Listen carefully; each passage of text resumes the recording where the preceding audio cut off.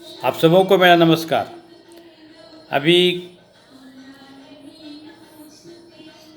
कुछ ही दिन पहले मैंने बैंक प्राइवेटाइजेशन पर डिटेल डिस्कशन आप लोगों से किया था कि वे कौन से जो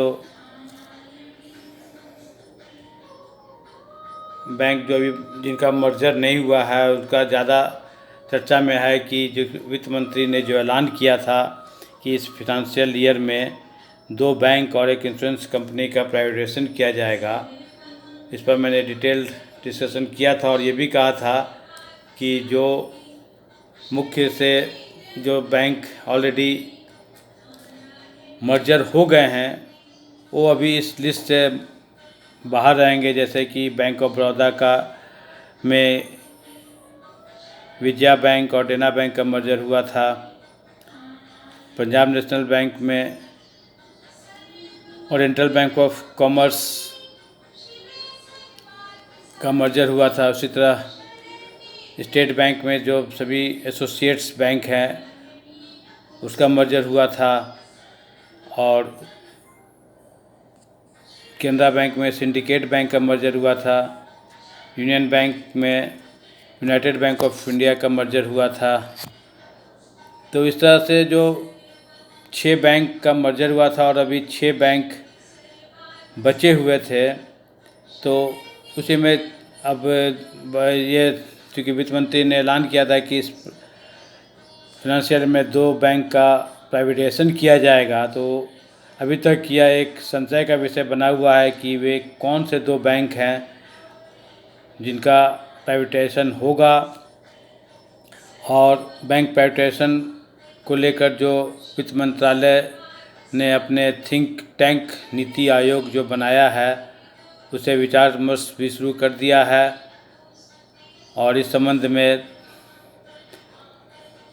तेज़ी से काम भी चल रहा है और बैठक इस बारे में 2-3 राउंड बैठक भी हो गई है।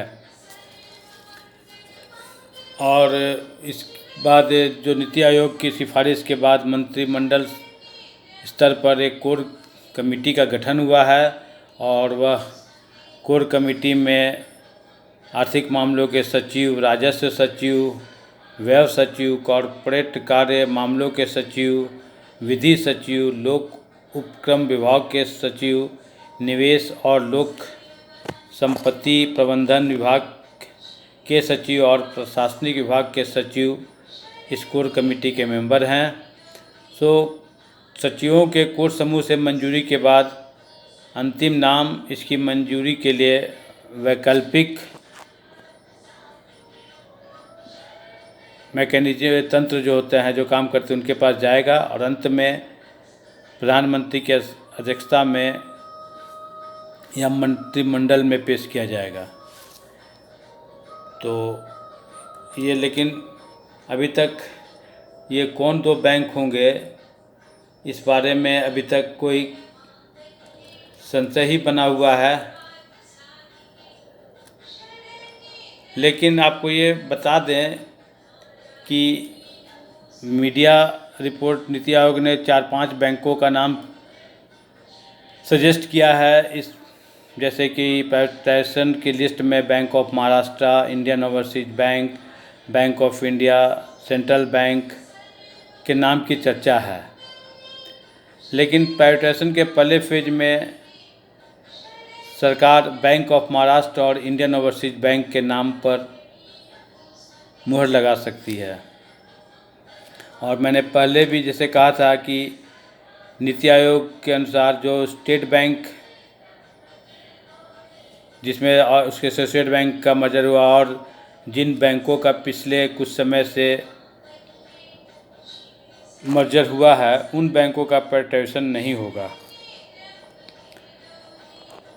मैं फिर से दोहरा रहा हूँ कि समय देश में 12 सरकारी बैंक हैं और निजीकरण की लिस्ट में एसबीआई के अलावा पंजाब नेशनल बैंक, जिसमें कि ओरिएंटल बैंक ऑफ कॉमर्स का मर्जर हुआ है, और union bank, Canara bank, Indian bank और बैंक ऑफ बड़ौदा नहीं है।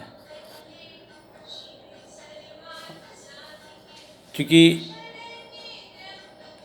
जो कोर कमेटी 2021-22 में निजीकरण के लिए सार्वजनिक क्षेत्र के 2 बैंकों और एक बीमा कंपनी के चयन की जिम्मेदारी दी गई है और बजट में इसकी घोषणा भी वित्त मंत्री के द्वारा की गई थी। तो ये तो तय है कि 2 बैंक का प्राइवेटाइजेशन निश्चित रूप से किया जाएगा,